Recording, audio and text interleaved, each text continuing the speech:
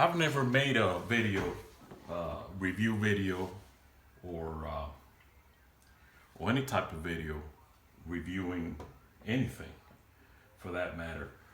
But I want to give you my impression on this Kenwood TS-890 and the reason I bought this radio over other ones.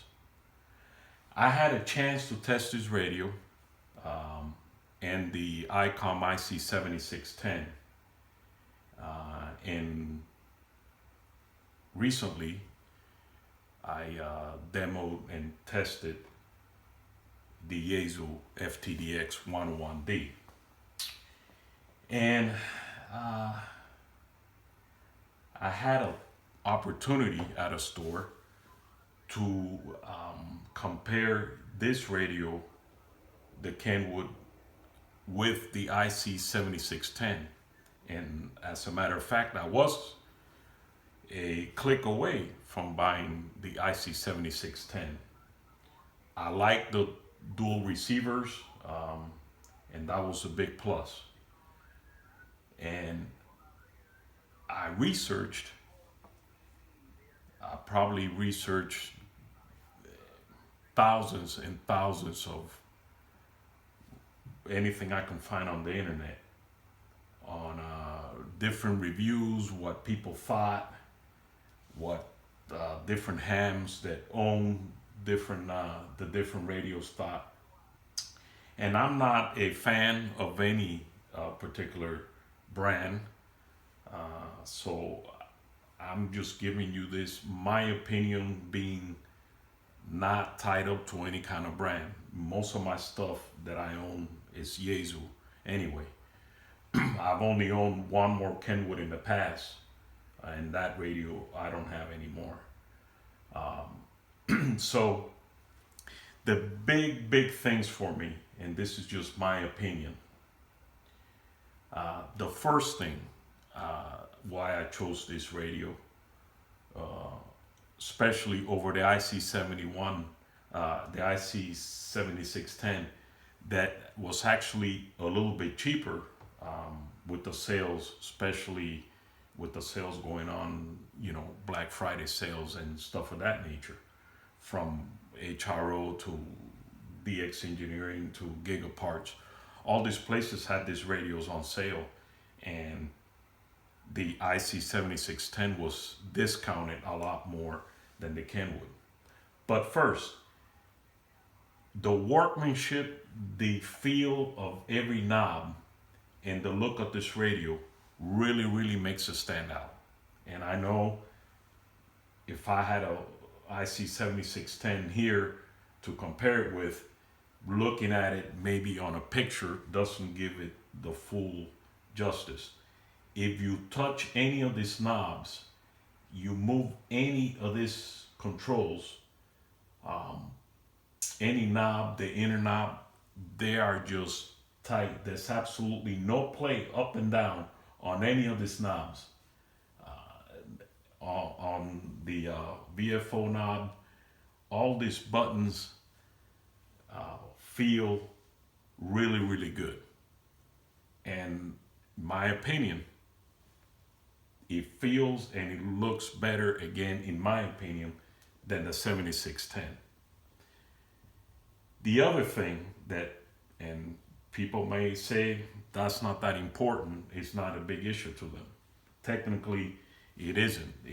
I'm not talking about the performance on the radio.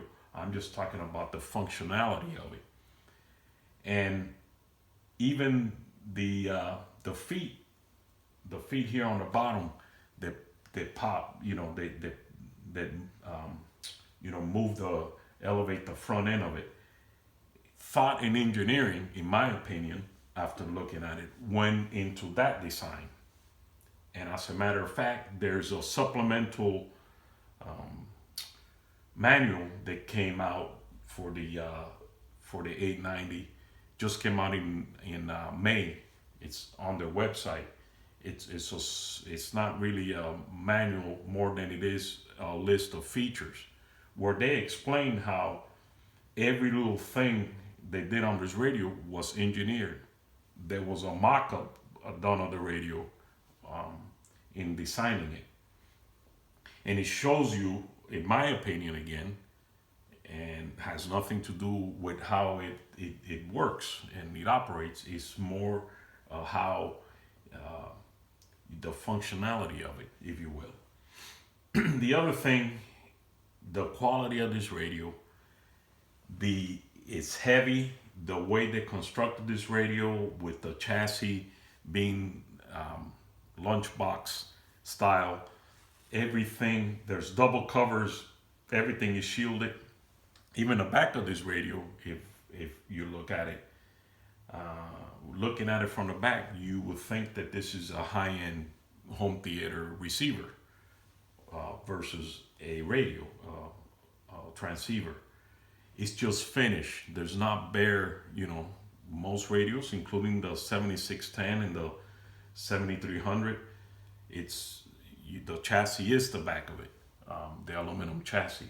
This is actually has the aluminum chassis and it has another cover on top of that. So they thought about everything, and it's just the feel and quality of the radio. Um, and there's things, for example, the 7610. If you look at the brochure, it advertises, how the speaker is in its own cavity within the chassis, and they make it a point to tell you that that's a feature.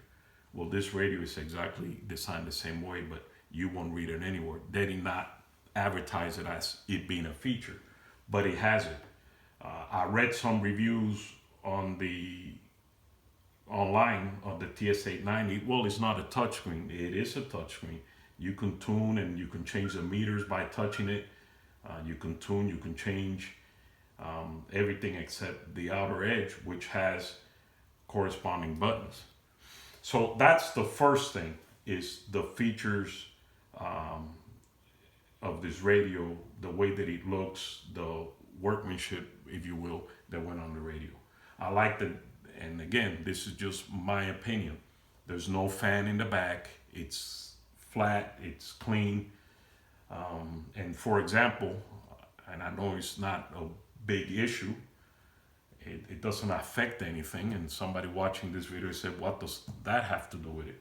But take the 7300, for example. I remember going to the store playing with it, and I look in the back and it's got a big old fan. It's sticking out about this much out the back.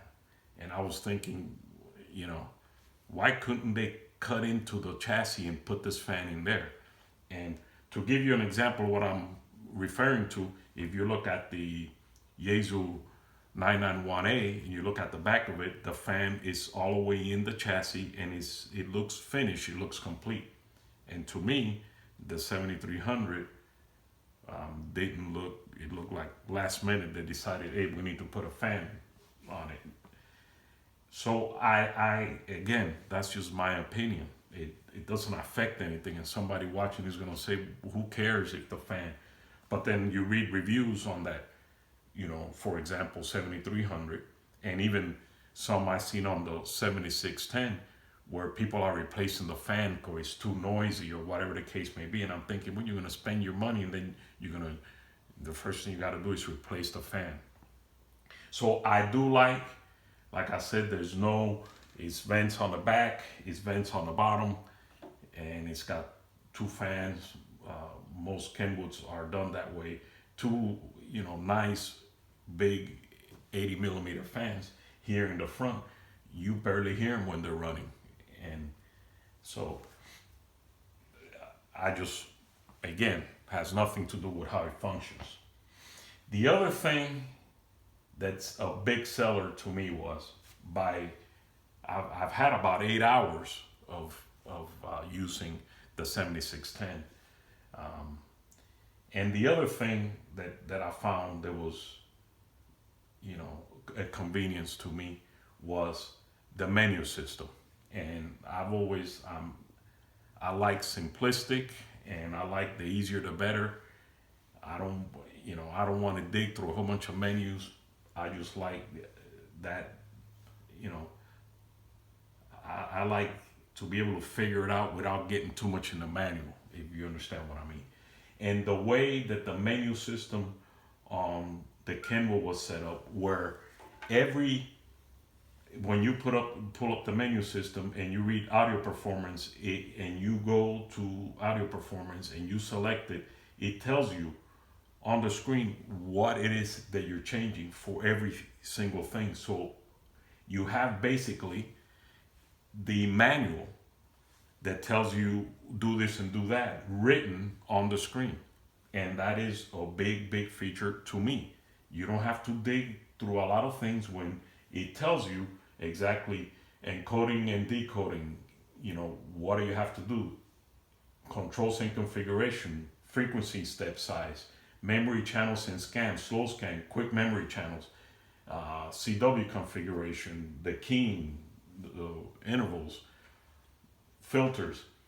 You have on the screen what it does. The other thing that it does on the screen is pretty good. Every time you need to do something, hook up something to it, take it off, you put your USB plug in it or your USB memory, it tells you, like if it was a computer or an iPad, now press this button to do this, now eject it by press this button, and it keeps changing the menu, the options on the edges of the screen, so they're quick. Depending on what you're looking at, it changes each option. It just seems a lot better laid out. The other thing that I like about the Kenwood over the other ones, and again it's preference, is the audio. I didn't want to buy. I wanted simple. I have a little bit of space in my shack in the back room. I brought it over here to mess with it and do this video. But I wanted simplistic. I did not want external speakers and all this stuff hanging out. All I have is another mobile and a couple of handhelds and this radio now. I did not want all those type of things. And after listening to this radio, the speaker on it is, in my opinion, very good sounding, where it's not tiresome, it's clear, you have all sorts of EQs on it, and it just, it's not necessary, if you will, to add an external speaker. It just sounds good. It sounds clean, you could understand it. It's just a good speaker, and there's no other way to say it. Is it a functionality situation where it's going to perform better just because you can hear better? Those hearing and the way the screen looks are all very objective. And like I said, I've read hundreds, if not thousands, of reviews before I made my decision. And what's good for one person is not good for the other. I consider the way that this screen looks a little bit better. I don't know, it looks sharper, if you will, or more detailed than the 7610. But if you look at the 7610, some people might say, well, that screen looks a lot better. Does it have more options on screen colors and stuff of that nature on the 7610? Yes, it does. But this screen here has 3 color options. It's got like 5 different fonts for your lettering and numbering. It has, of course, you can touch the meter and you can add or subtract different stuff on a meter. Now I got the power meter, obviously ALC and signal strength. And the bottom you can configure it SWR, volts, temperature. So you can expand the screen the same as the 7610. You can just put it in band scope. The auto scroll mode and stuff of that nature is pretty good. It doesn't have a twin, dual receivers. I did not need it, and so, like I said, this costs a little bit more than the 7610. So it wasn't a matter of, it really had to be worth it to me to spend the extra money and lose the twin receivers. But that's just my quick,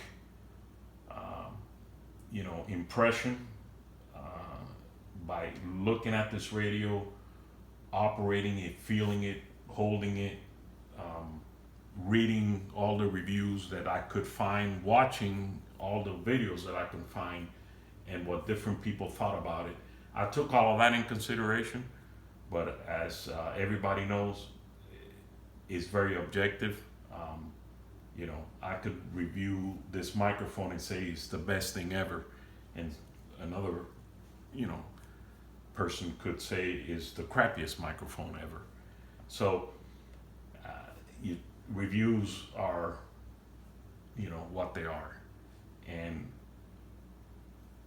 after, like I said, watching videos, reading reviews, and weighing the pros and cons, and you're gonna spend a lot of money, right? If you're gonna buy a radio like this, in my opinion, and I don't have 3,000 and change laying around, so I had to really, really think hard and good about where I wanted to put my hard-earned money, and I just decided after doing a year's worth of reviews to go with this radio. And like I said, I'm not a reviewer. I couldn't tell you if I'm gonna make more contacts with this radio than a little Yaesu 891 that I have. I don't know, but I wanted a mid-grade, nice radio, and I saved my money to buy it. And that's just my 2 cents worth. Like I said, I'm just talking about the functionality of the radio. If I had a 7300 right here hooked up to my antenna, I'm sure I would make as many contacts I'm gonna make with this radio. But I'm referring to the functionality of it. I like the functionality of this radio. I like the way that it looks. I like the way that this radio feels. I like the way that it was engineered, if you will. It wasn't slapped together. And if you have a chance, look at the supplemental manual on Kenwood.com that came out in May of 2019, this year. And it's really kind of an eye-opener when I seen that manual and I started reading it and said, oh man, every little aspect of the radio was taken into consideration. The engineering that went in it, you can tell they thought about everything. And it just looks good. All right, is it gonna do any better or any worse? I don't know. I'm just giving you my opinion on the reason or why I went with this radio. Because at the end of the day, I could have saved me, over $2,500 and bought a IC 7300 and would have been perfectly happy and would have probably been doing a video here of how great and good it is. But I don't do videos. I'm doing this one just because this is the first time that I bought something that I researched so much that I watched so many videos every day. I read something, I watched videos over and over again. And I went to a couple of HROs and I sat down and messed with these radios many times. And I didn't consider the Yaesu FTDX 101, but I did read some reviews, and when I went to the store to use it, I had a time to mess with it. I went the next Saturday to the store and the radio wasn't there. They had developed some sort of problem and they had to send it back for repair. So I was like, well, wait a minute, let me stay away from that. This has been out for a while now, a year or so. You would think that if it had any bugs or any problems, they would have been worked out or we would have heard about them. So I figure FTDX 101 Delta can wait and, till a year or so and all the bugs of that are worked out. But nevertheless, Thanks for watching. I'm probably gonna post a couple other little videos showing the navigation through the menus and how easy it is, and the decode and encode function of it, which last night I recorded a short video of it decoding CW, and it's, not all radios have that, and it also encodes. So the features that were built in this radio, in my opinion, are definitely superior that were on the IC7610. So thanks for watching. I'll post another video as I get to know more about this radio. I've been able to navigate through this radio and already made a couple of contacts, even though 40 and 40 meters and 20 meters have been pretty bad. But I made a couple of contacts with it, and had a gentleman comment that I told him, look, I'm using the stock microphone, 100 out on a little antenna I have on a telescoping pole right in front of my house, and I haven't done anything to this radio. I got the mic gain set at 55, no compression, ALC was already adjusted. I didn't do anything to this radio, and I said, hey, can you give me a little check? And the guy said, his answer was, I don't know what kind of setup you have, but whatever you have, leave it alone. It sounds beautiful. And that was quote unquote, that's what the gentleman said. And so there you go, folks. Thanks for watching. And I'll post some other videos, my 2 cents worth of the Kenwood TS-890.